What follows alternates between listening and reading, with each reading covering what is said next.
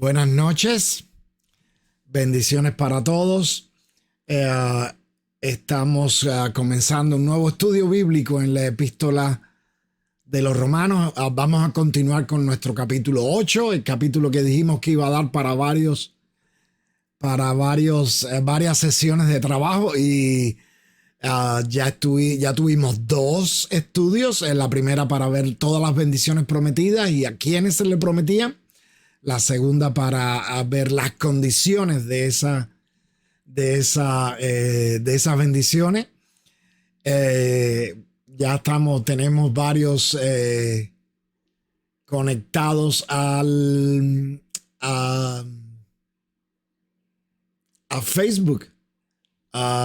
Elvis, Len y Ángela. Tenemos también alguien conectado a Zoom, pero no veo el nombre. Nada más veo el nombre del teléfono al que está conectado. Y recuerden, hermanos, que estoy salvando el video y mañana o el viernes lo estoy posteando en YouTube. Por eso es que la presentación de al principio decía suscríbase a nuestro canal. Es que estos videos van a estar presentándose en YouTube. Así que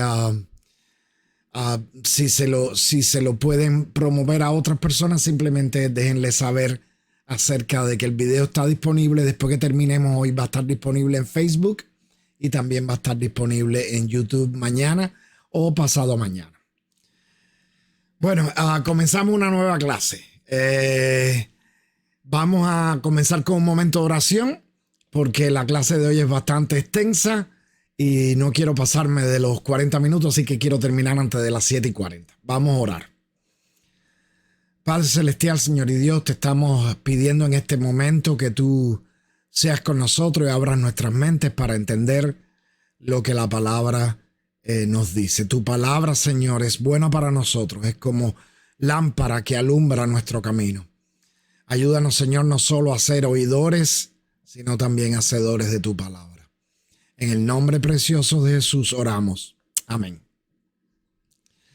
Bueno, hoy vamos a comenzar leyendo los versículos del 14 al 17. Del 14 al 17 de Romanos. Tienen ahí en sus pantallas la lectura bíblica y dice así: porque los hijos de Dios son todos aquellos que son guiados por el Espíritu de Dios. Pues ustedes no han recibido un espíritu que los esclavice nuevamente al miedo, sino que han recibido el espíritu de adopción por el cual clamamos, Abba, Padre. El Espíritu mismo da testimonio a nuestro espíritu de que somos hijos de Dios. Y si somos hijos, somos también herederos, herederos de Dios y coherederos con Cristo, si es que padecemos juntamente con Él, para que juntamente con Él seamos glorificados. Pablo va a introducir un nuevo concepto. Bueno, no es nuevo, pero es nuevo en la carta. Es el concepto de la adopción divina. Es un concepto que aparece en los evangelios, en las cartas. Es un concepto novedoso. El teólogo católico Joseph Cupra, en su artículo Dios Padre como fuente y origen de toda la divinidad, expone la perspectiva del Antiguo Testamento acerca de Dios como Padre, expresada de manera general. Dios es el Padre creador. Dios es el Padre de la nación de Israel. Esta perspectiva parece estar correcta, aunque yo no comparto todo lo que este teólogo dice en su artículo. Esta introducción que hace a la perspectiva de Dios como Padre parece correcta, porque en la época de Jesús los judíos, bueno, al igual que Jesús, aceptaban la paternidad divina de la nación, es decir, creían que Dios es el Padre de la nación de Israel. Pero a diferencia de Jesús, a nivel individual, se autodenominaban hijos de Abraham, en lugar de autodenominarse hijos de Dios. Si me permiten un momentico, voy a cerrar la puerta porque hay un sonido que me está molestando acá.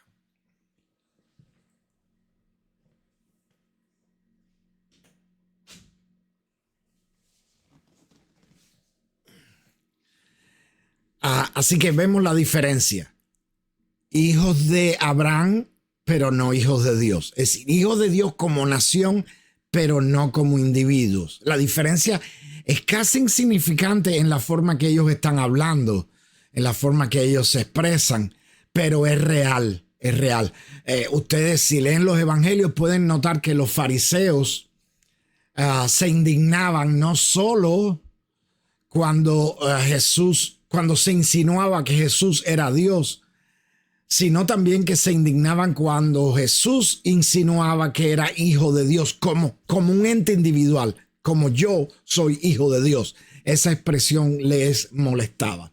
Bueno, tenemos también a Galilea y a Hugo. Tenemos también a Galilea, a Hugo y a Alcina presentes. Entonces, comenzando con el testimonio de Jesús y siguiendo con la teología expresada en las cartas del Nuevo Testamento, el concepto de adopción divina cobra fuerza. ¿Cómo podemos definirlo? Bueno, Dios incorpora a su familia a todos los que confían en Cristo como Redentor. Eso aparece explicado en Gálatas 4, del 4 al 7. Déjenme un momentico ponerlo en pantalla. Gálatas 4, del 4 al 7. Y dice así: pero cuando se cumplió el tiempo señalado, Dios envió a su hijo que nació de una mujer, sujeto a la ley, para que redimiera a los que estaban sujetos a la ley, a fin de que recibiéramos la adopción de hijos. Y por cuanto ustedes son hijos, Dios envió a sus corazones el espíritu de su Hijo, el cual clama: Abba, Padre. Así que ya no eres esclavo, sino hijo. Y si eres hijo, también eres heredero de Dios por medio de Cristo. Ustedes pueden ver que los conceptos que Pablo menciona en Romanos también son mencionados en Gálatas. En otras palabras, una vez que hemos aceptado que Jesús es el Mesías, Cristo, y que es el Hijo de Dios, y que es el Salvador, y que es el Señor, entonces Dios nos acepta y nos adopta como sus hijos. El amor eterno de Dios hacia la humanidad es la fuente de la adopción, la motivación de la adopción, podríamos decir. Mientras que el medio por el cual la adopción sucede es la fe en la existencia y en el ministerio y en el sacrificio de Jesucristo. Tal como lo explica Pablo en Efesios 1, del 3 al 6. Vamos a buscarlo. Efesios 1, del 3 al 6. Y dice así: bendito sea el Padre, bendito sea el Dios y Padre de nuestro Señor Jesucristo, que en Cristo nos ha bendecido con toda bendición espiritual en los lugares celestiales. En Él, es decir, en Cristo, Dios nos escogió antes de la fundación del mundo para que en su presencia seamos santos e intachables. Por amor nos predestinó para que por medio de Jesucristo fuéramos adoptados como hijos suyos según el beneplácito de su voluntad. Y de su voluntad, el 6, discúlpenme, no sabía dónde terminaba. Para alabanza de la gloria de su gracia, con la cual nos hizo aceptos en el amado. De nuevo, el amado es Jesús.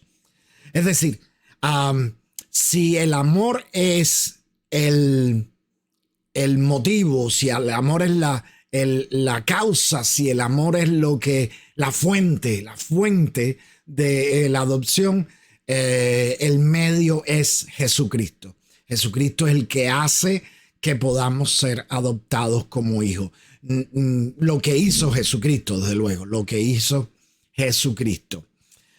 Ok, bueno, entonces en la primera parte de Juan 1:13, vamos a buscarlo también. Perdonen que use tantos versículos bíblicos, pero quiero que ustedes vean que este concepto de adopción es un concepto que aparece en todas las cartas, en todas las cartas del Nuevo Testamento. Primera de Juan 3:1.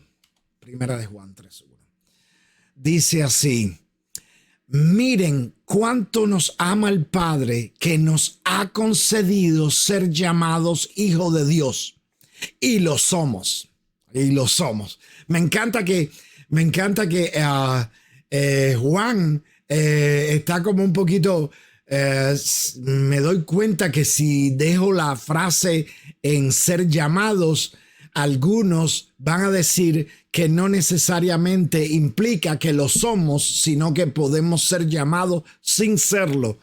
Pero realmente Juan cree que si somos hijos de Dios, y por lo tanto lo añade, y lo somos. No hay duda que Juan sabe que es hijo de Dios. Es decir, es una certeza que tiene y él la comparte con todos nosotros. Somos hijos de Dios gracias al amor que Dios ha mostrado por nosotros. Aunque la aplicación de la adopción desde luego requiere algo de nosotros, requiere fe de nuestra parte.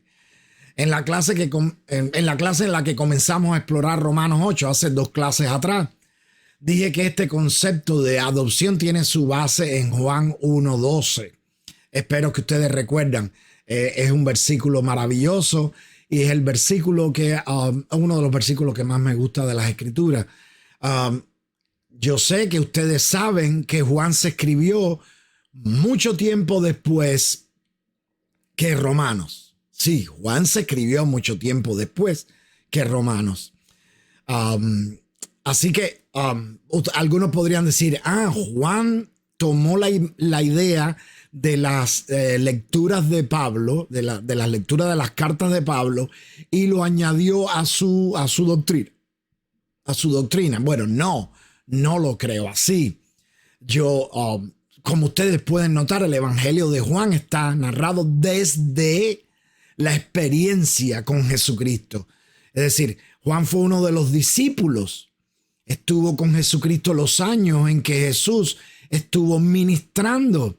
Así que Juan no está mirando ningún problema doctrinal desde el punto de vista del resto de los libros del Nuevo Testamento, sino que lo está mirando desde el punto de vista de lo que aprendió directamente de Jesús. Directamente de Jesús. Cuando Juan está atacando los errores teológicos del final del primer siglo, no usa lo que ya se está usando como teología, sino que usa una presentación fidedigna de una teología cristocéntrica, donde Cristo es el centro de todo. Y lo que Juan presenta de Cristo en su primer capítulo, en el primer capítulo del Evangelio, es innegablemente desde ese punto de vista, desde el punto de vista de alguien que vio a Jesucristo, que escuchó a Jesucristo, que se educó a través de lo que Jesucristo enseñó.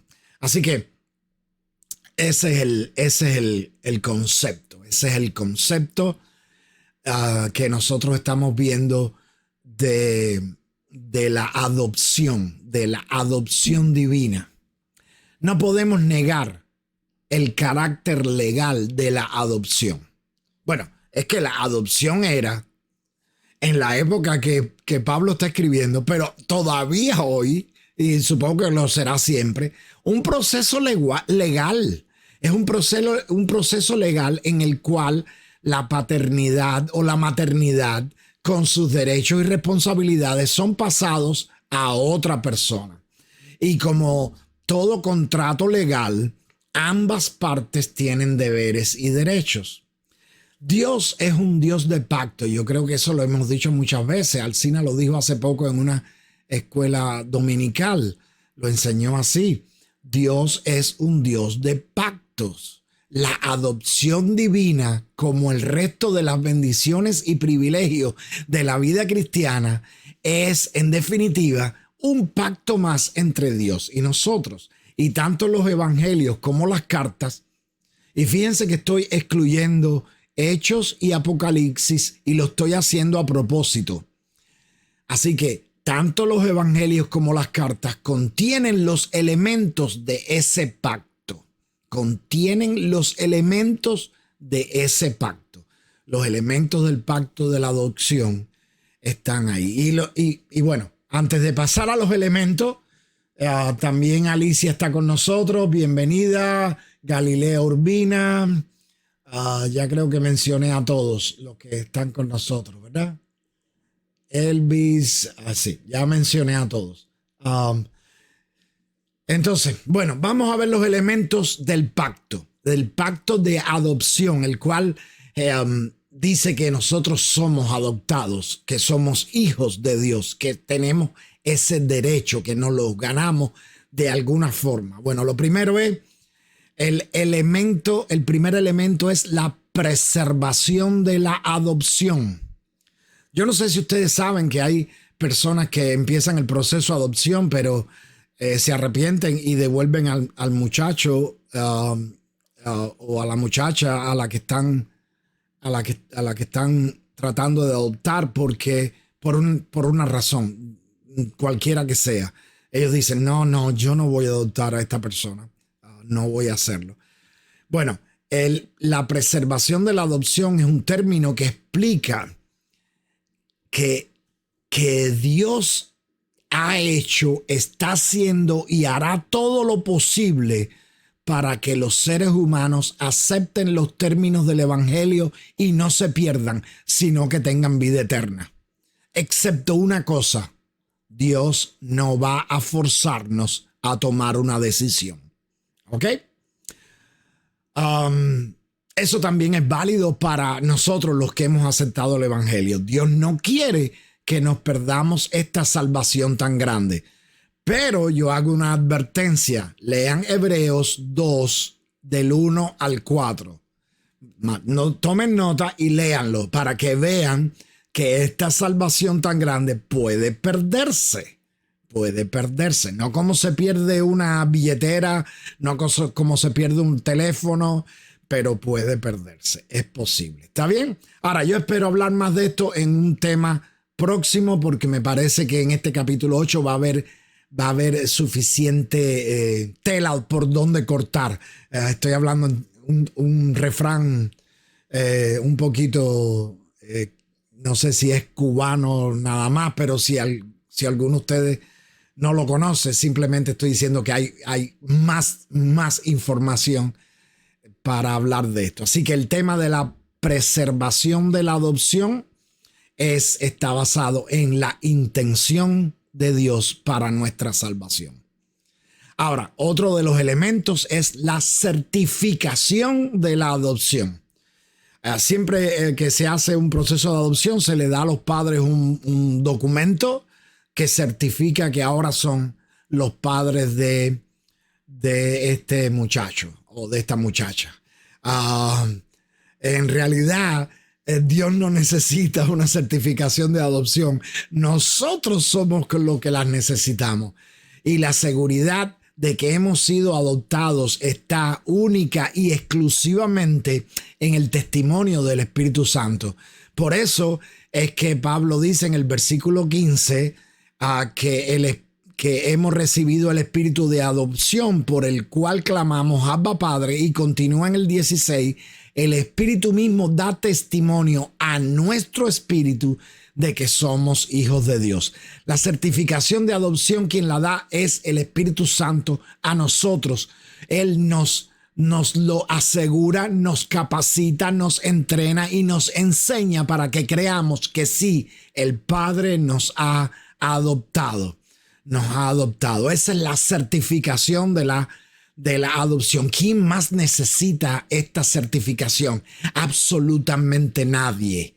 Absolutamente nadie. Yo no necesito probar que soy hijo de Dios. Yo lo sé en mi espíritu. Yo lo sé porque el Espíritu me lo ha revelado a mí, y espero que ustedes también sepan esto de ustedes mismos. No tiene nada que ver con la demostración. La demostración de que somos hijos de Dios es otra cosa diferente. Para entender lo de la demostración de que somos hijos de Dios, tienen que leer Juan 15. Juan 15 es un capítulo maravilloso. Los primeros versículos de Juan 15 hablan acerca de la vid y los pámpanos. Y si ustedes lo leen, pueden entender específicamente que el fruto o el mucho fruto es lo que nos define como cristianos a los ojos de los demás,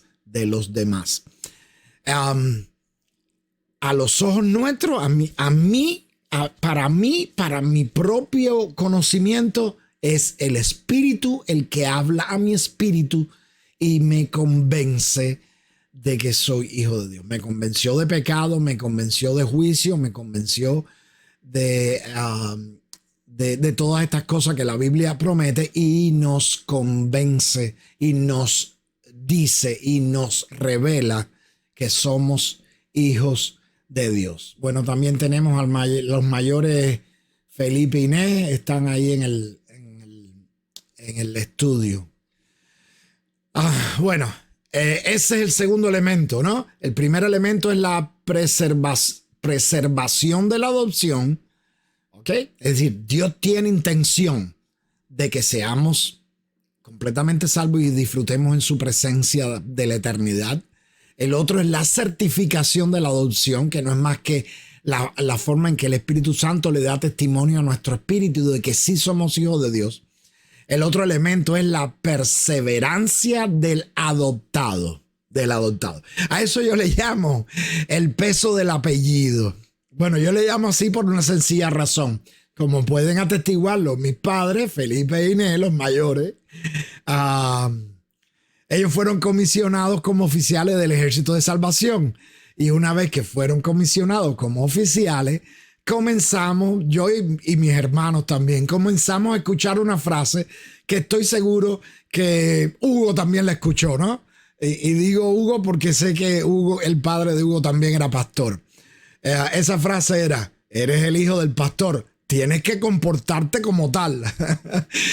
Creo que las implicaciones de ser hechos hijos de Dios son muchísimas más importantes que las de ser hijo de un ministro del Evangelio. Y de hecho, creo que hablamos de eso extensa y suficientemente en la clase anterior, pero me gustaría agregar otra cita bíblica que apoya todo lo que dijimos en la clase anterior. Vamos a buscarla. Está en Colosenses.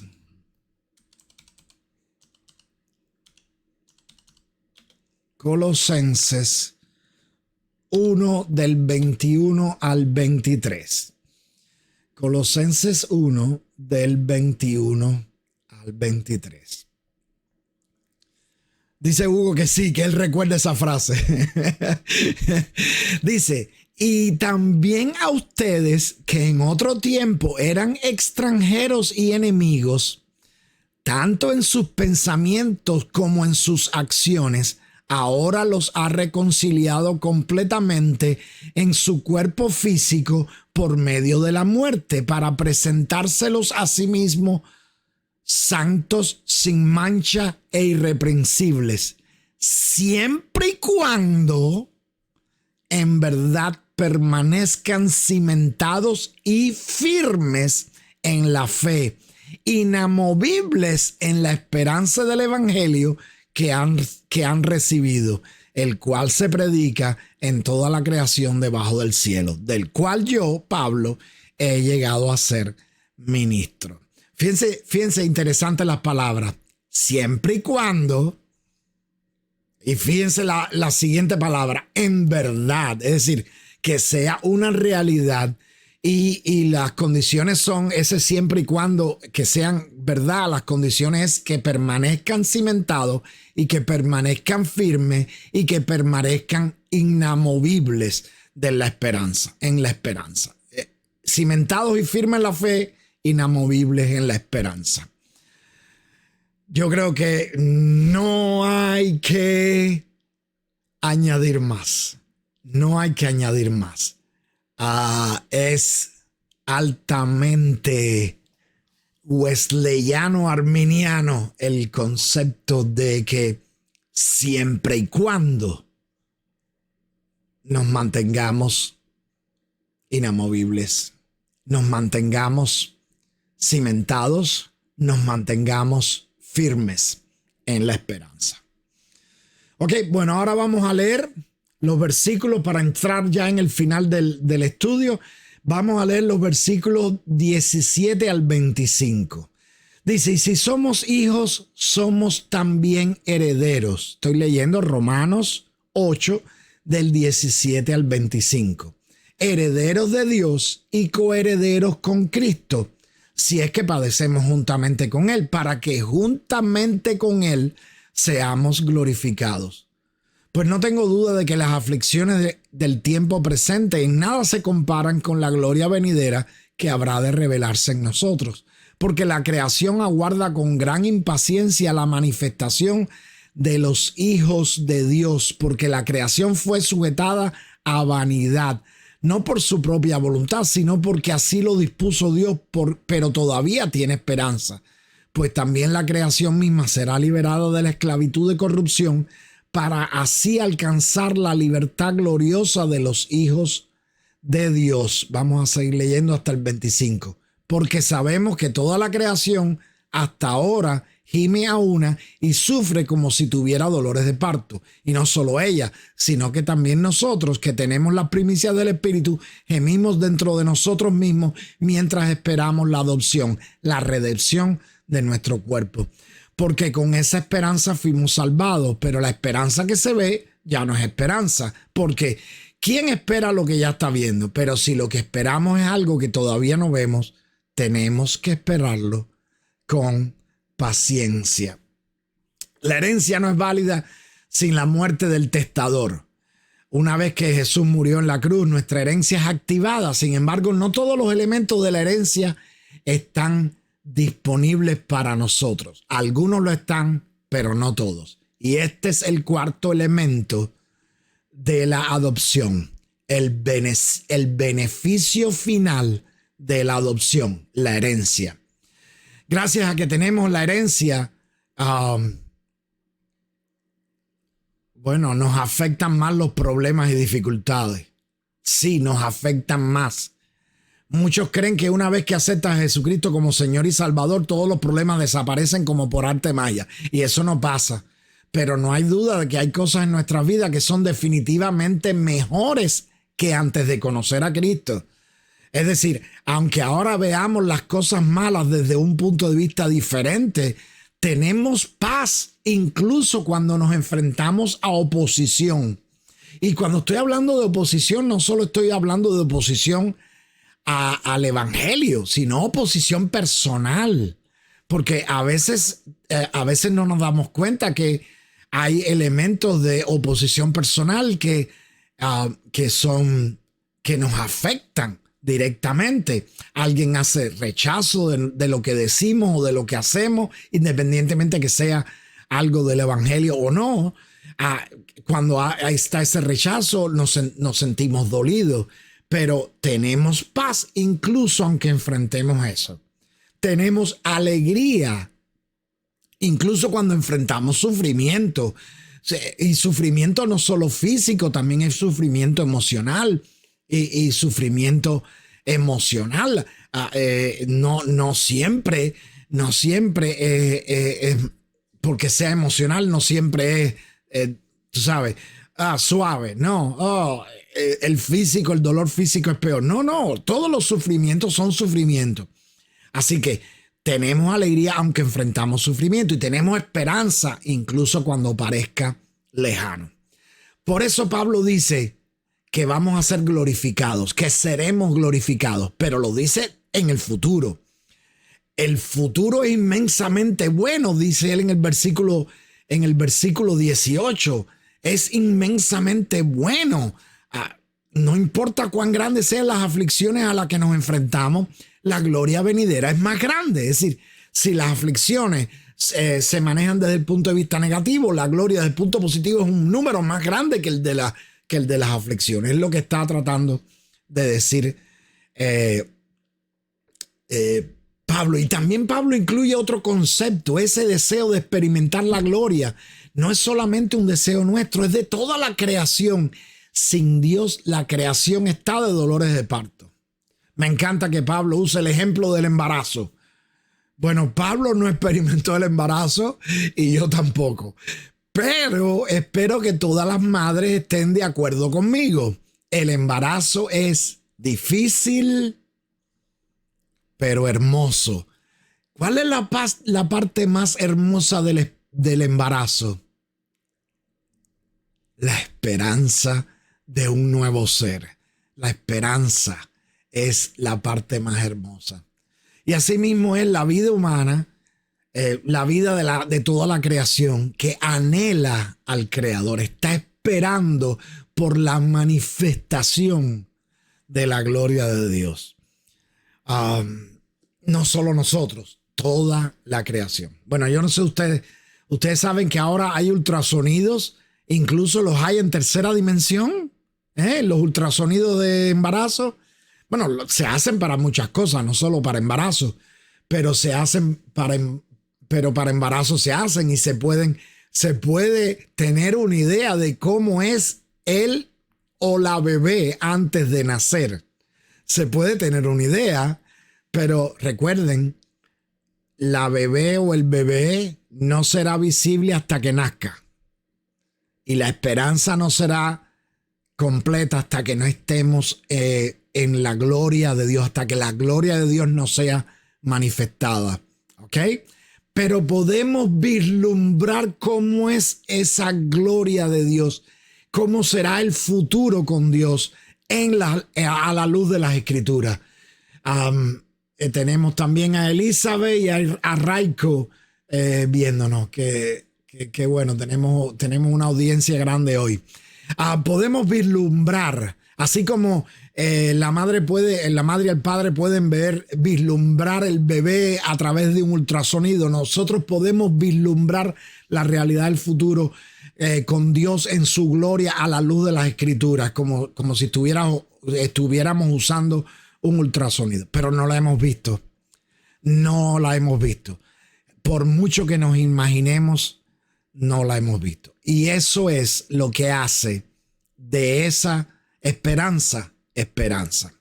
Recuerden cómo Hebreo describe la fe. Es pues la fe, la certeza de lo que se espera, la esperanza de lo que no se ve. Nosotros vivimos en esa esperanza. Pero Pablo dice, no solo nosotros, toda la creación, toda la creación. La herencia es el cuarto y el último elemento de la adopción. Es el beneficio final. Estaremos con Cristo siempre. Estaremos con Cristo siempre.